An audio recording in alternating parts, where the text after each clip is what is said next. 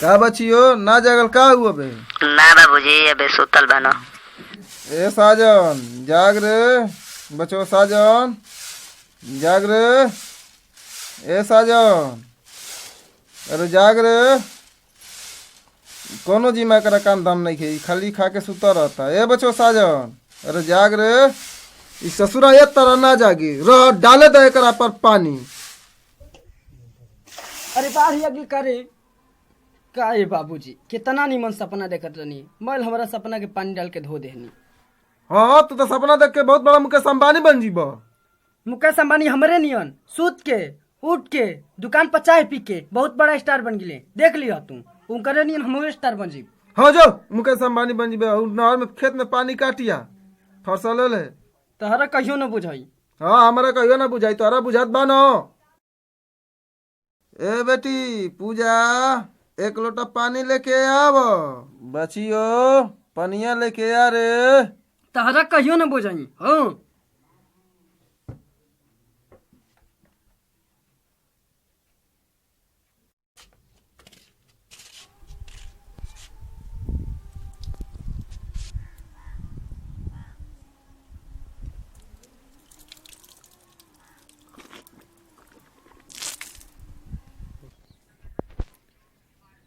ई बाबूजी न कबो चैन से सुते ना दियन, जब देखा तब कामे के चक्कर में पड़ रहेला, खाली काम काम।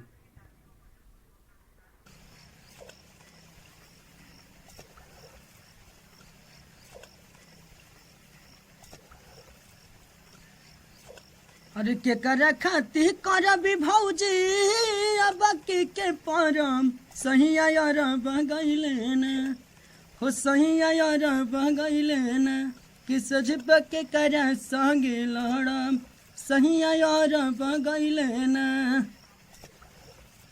काहे साजन दिन भर कामे होत रही आय?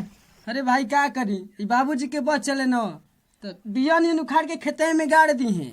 बाबूजी का छोड़ मर दे, बाबू तो दिन भर काम काम काम काम कैले रही हैं।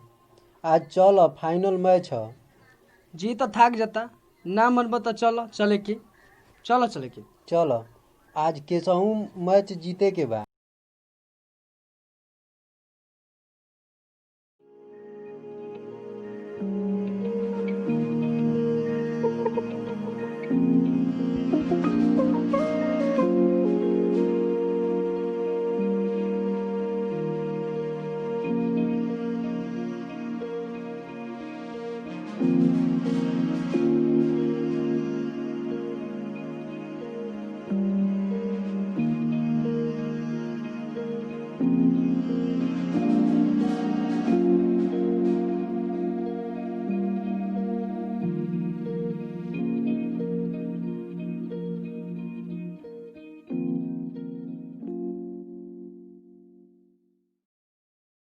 सौ बोरा ट्रक पर माल लदोइए तो देनी ससुर पात्र की तरफ तो मालिक के हिसाब कैसे दे रहा, थोड़ा ठंडा दिमाग तो सोचे दा।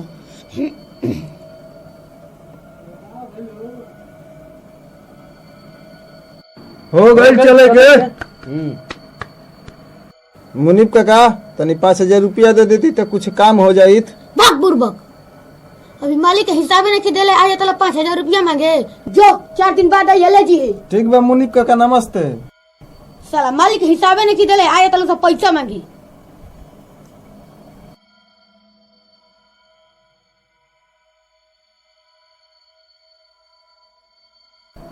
बक ससुरा मछड़वा चैन से नहीं खेत रहे देत, यहाँ के हिसाब करे खातिर खून चाहिए। अब चले द हवेली पर मालिक हवन तमु मुनी भाई, उनकर से कम थोड़े ना बनी, उनकर कसम उल्लू बनाइए दे पोकियाई के।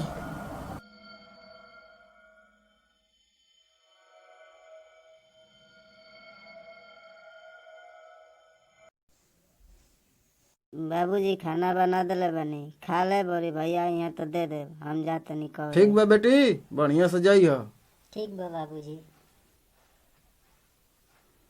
अब इंसा जनवा ना आई चुतिया पनिये काटत रह गई, लागत कि कोनो लंठन के संगे चल गई घूमे ना, घुमही में भूला गई पनिये काटत रह गई।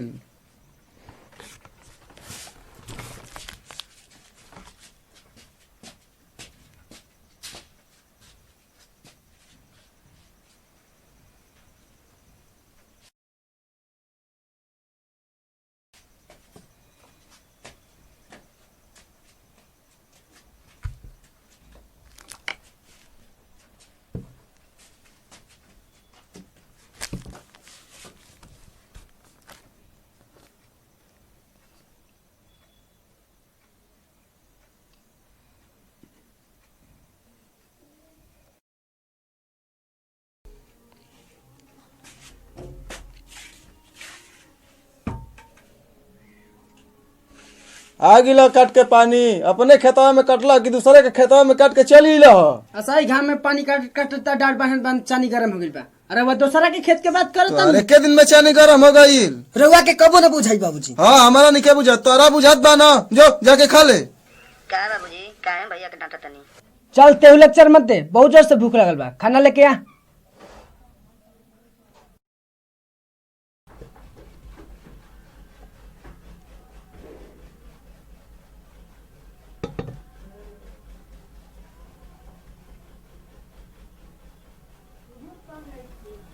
ए पूजा तनी झोरा ले ले आव, तनी सब्जी ले ले आई बाजारे ले।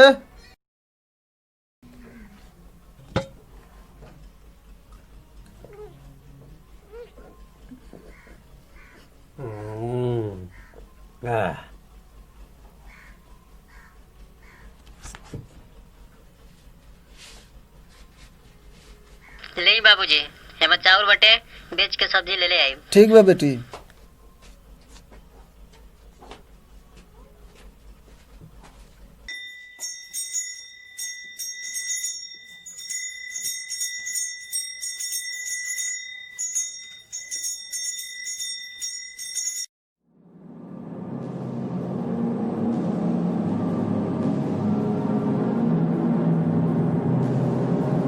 बचो पिंटू आ मालिक नहीं कम का। नहीं काका, मालिक पूजा करे गइल बना, बैठी आवत ना।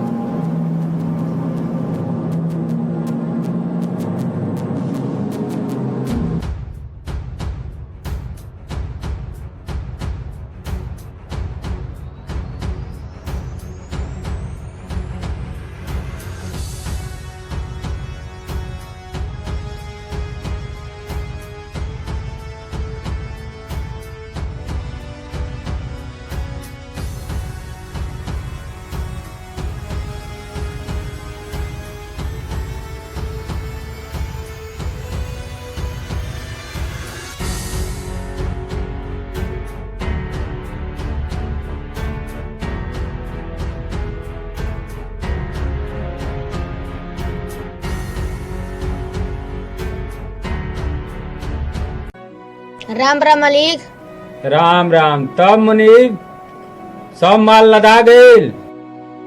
हाँ मालिक 500 बोरा ट्रक का माल लदवा के भिजवा दनी। ऊ पैसा अकाउंट में डाल दी पोकियाई के। तब कितना के प्रॉफिट भइल बा? लही मालिक देख लही, रउआ से का छुपल बा।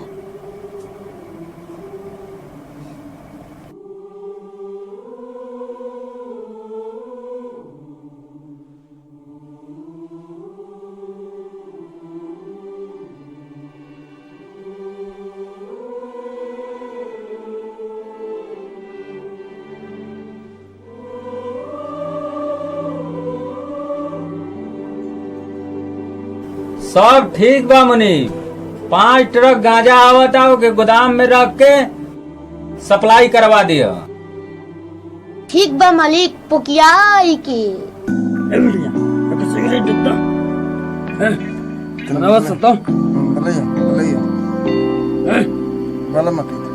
ले बर्तन में छे घिच घिच दे बढ़िया से गिरा ये भाई देख रे ये सब ये बड़ा बढ़िया हो रहा है। चलो चलो चल के चल के चल के चल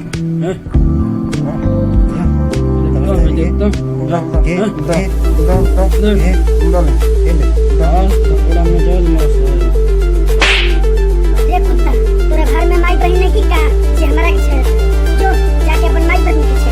अरे बहुत गलत है लेकिन तोहर के स्वभाव से तो तनी धर सा भागल। हाँ रे साला तो लोगों नहीं का रे। माफ कर दो सब भाई, ब्रेक ना रहल। अरे भैया ई तो उहे ह, एकरा के एकरा माई बाबू के मार के फेंक देले रह जा, हमनी के गैंग में से गद्दारी करके भाग गई रहे। ये है अरे साला जेकर राम ना बिगड़ी है ओकर केहू ना बिगाड़ी। ओ दिन हम अपना माई और बाप के चलते मजबूर रही। ऐसे मार दे अलस हम अपन माई बाप के चिता जलौले बानी, जोना आज भी हमारा दिल में जलता। तो उन्हीं के छोड़ब ना। भरोसा करा के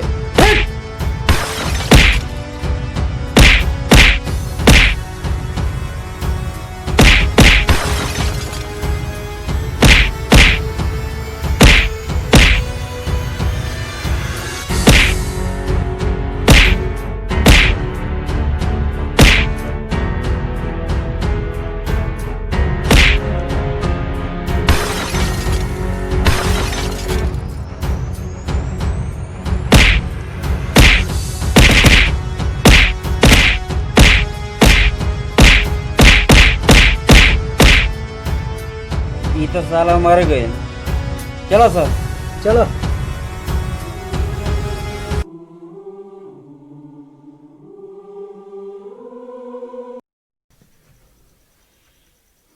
अब कहाँ रे?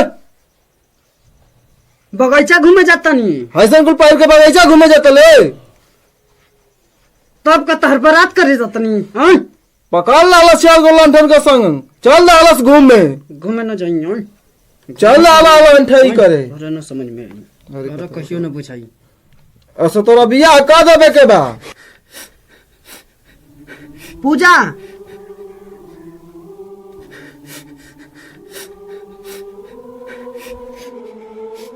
का भइले बहिन? भैया एगो लड़का छेड़ला सबके कौन रहलऊ? डॉलर के गांव कर मुनवा हमरा के छेड़ला सब। ओकर ई मजाल जे हमरा बहन के छेड़ला सा ओके पता चल जाई कि केकरा बहन के ऊपर आंख उठैले बा। ते आराम कर, हम आवत तनी कुकुर के सबक सिखा के।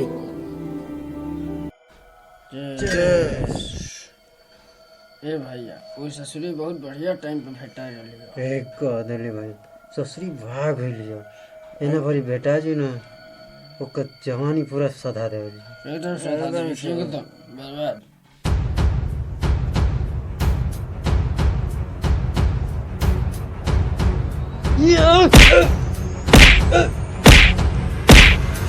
तो हिम्मत कैसे भेला छड़ के बहन के?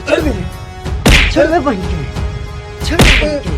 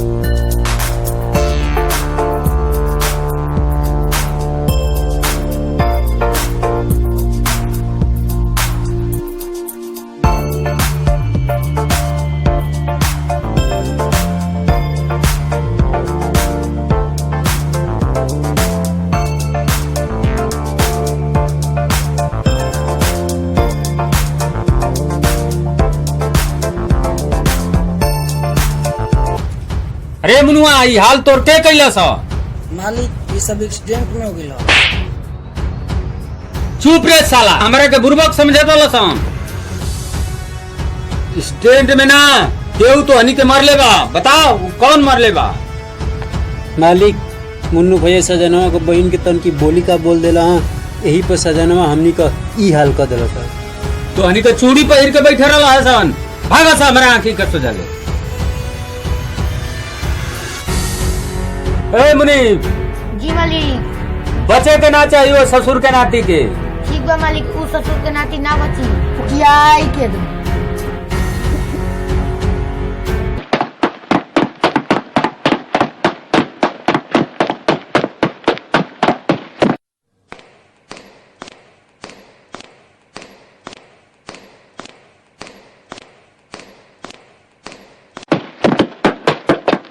अरे हो या तो सजना चलो सा मार तो दम पुकियाई के।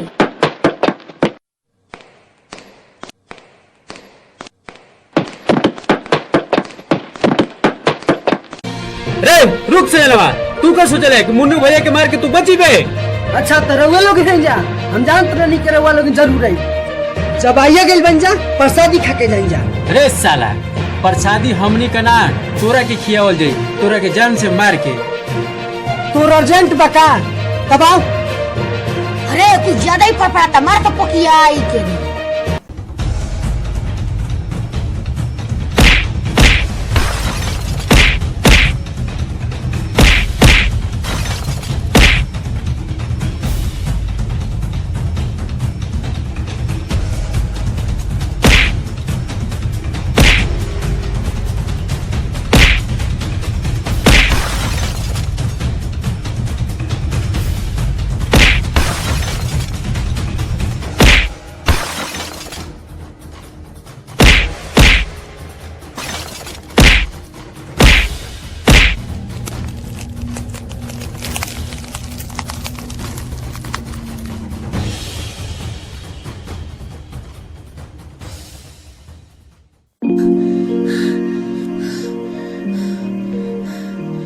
अरे ससुरा हम तो जानिए कि ई ओकरा पर भारी पड़ी ऊ एने पर भारी पड़ गई। अरे अब का होई? रे मुनि वो तो ससुर प्रसादी खा लेना सर, तू ना खइबे का? ना बाबू हमारा के छोड़ दो, हम तो ओनी के बहकावा में आ गई नहीं। चुप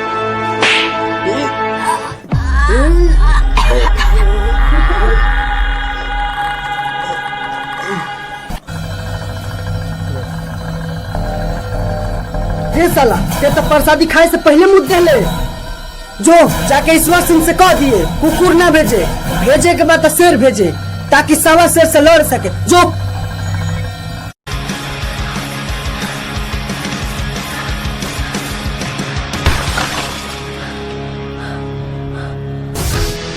का मुनीब, ई तो हर बार रुपया हाल देख के कोनो कुकुर लखेद लेना ना सका। माली के रउआ जवन के कुकुर समझा तनी उ सवा शेर निकल। अरे चुप रे मुनीब, जौन करे तो होई तौन हमरे करे के होई, तनी सोचे दस तन ठंडा दिमाग करके।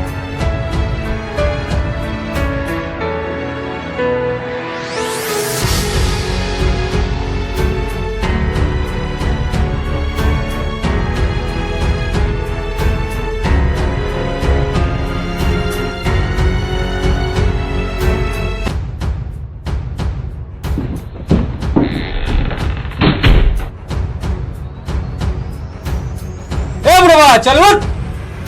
अरे बाबू हम कौन गलती कैले बानी कि जे इतना जोर से चिल्ला तल? गलती तू ना, तोर बेटा कैले बा हमर भाई के मार के। इज्जत से बोल, कहीं अगर हमार बेटा आ गिला तो तोनी के भागे के मौका भी ना मिली। बहुत बोला था बुढ़वा,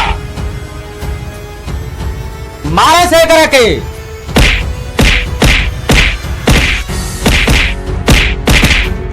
मत मारे जा, हमारे बाबूजी के छोड़ दे जा। रूपा सने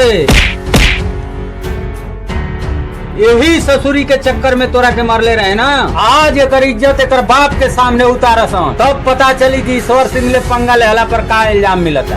ए मुनुआ, जो आज अपन श्रद्धा पूरा कर ले। ओ दिन तो बड़ा फड़फड़ात रहे। कुनुआ आगे मत बढ़िए ना तो गोली मार ले।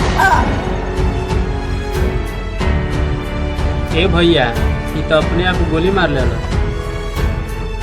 तब चले के अरे मालिक भाई बुढ़वा अभी जिंदा बा। तब ई का करी जी के करो के भेजा ऊपर।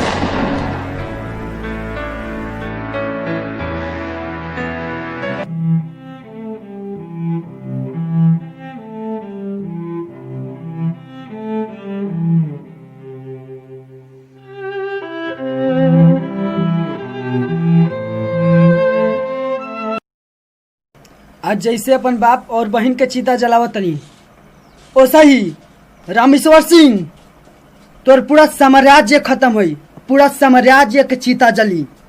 हमार रहल बानी। साजन भाई, रमेश्वरा हमरो दुश्मन ह। उ कुकुर के छोड़ल जी ना।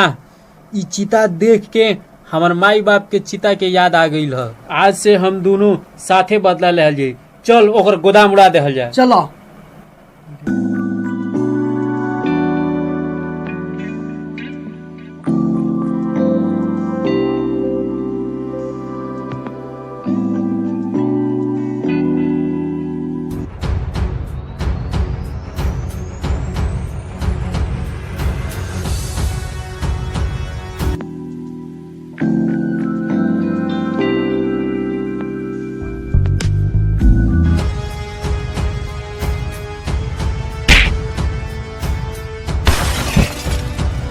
आइगो दादा ये का पहले तानी हो रहे, अब तो तूफानो आवे लगो।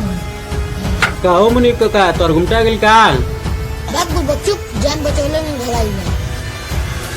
अरे अब का होई पोकिया आई थी। बे मुनि का तू मच्छर से डरा गई नहीं। आवे तू इनके काट के फेंक देल जाई। चल सरे।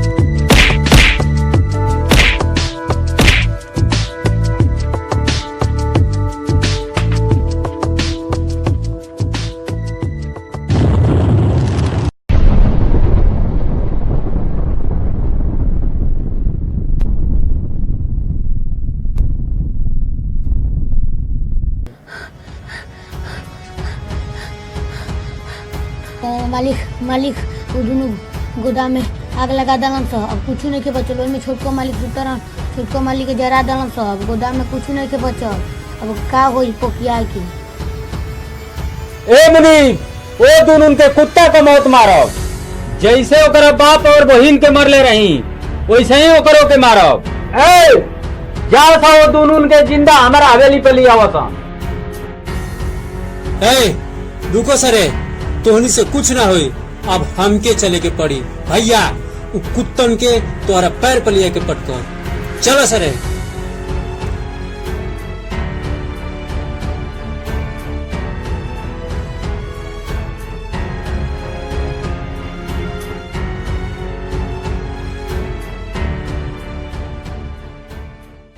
हाँ साजन हम खेत घूमे आइल बानी तनी घूम के आओ तनी। ए कुत्ता के ले चलो सन भैया का हवेली पर टांगा सन ले चलो सन ले चलो सन ई करोड़ों का गोदाम उड़ा दे ले बना सन ले चलो सन हवेली पर मैन बिरयानी बना के चिल कौन के खिया देहल जाई।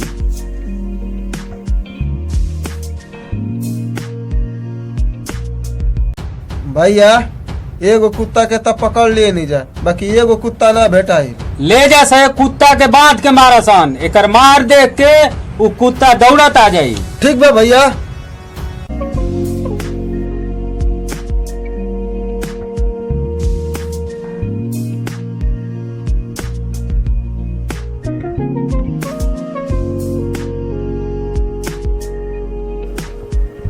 चला मुनीब चले के हवेली पर। चली मालिक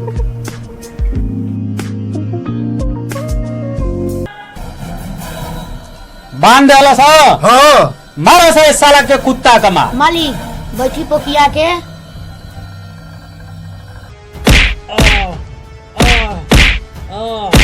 मालिक उ तो हमरो के बड़ा छाक सके हो तनी हमहु मारे सीख लेनी अधिकार ये पते कैसे गोदाम उड़िलो पड़ाक से पोकिया की ए मुनीब जिंदा ना बचे साला अरे जिंदा ना बचे अरे जिंदा ना बचबे ले ले बुढ़ौती में जवान हम तो मार लानी फोन का ऐसन मारता खोखियाई के एकदम अल्लाह के खोखियाई के एकदम।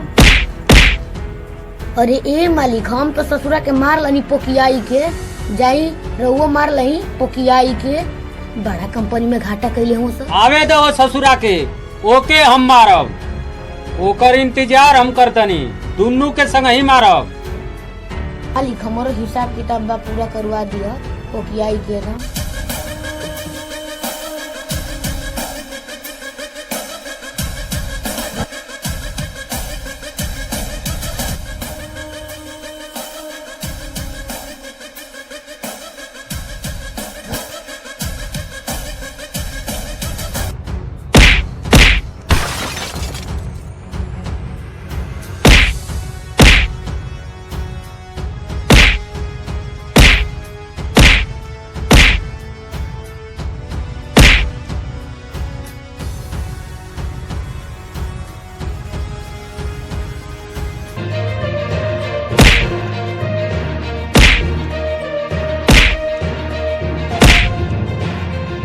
दादा ई क्या गर्दा उड़ावत आ गई जा तनी मालिक से बतावे।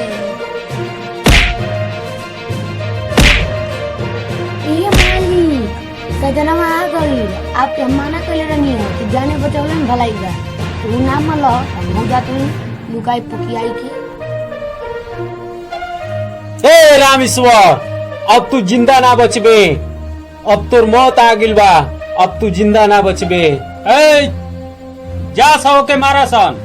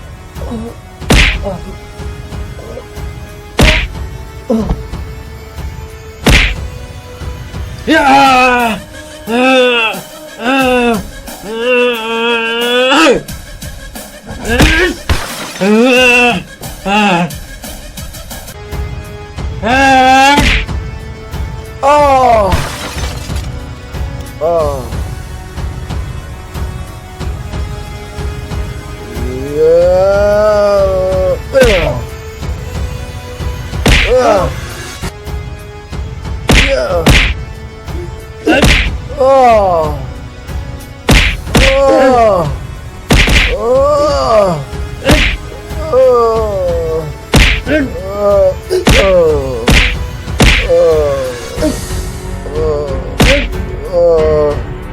हमारा बाप और बहन के मरले तोरा के कहले रहनी ना जे दिन हमारा से तोर सामना होई तो दिन मौत मिली तोरा के मौत।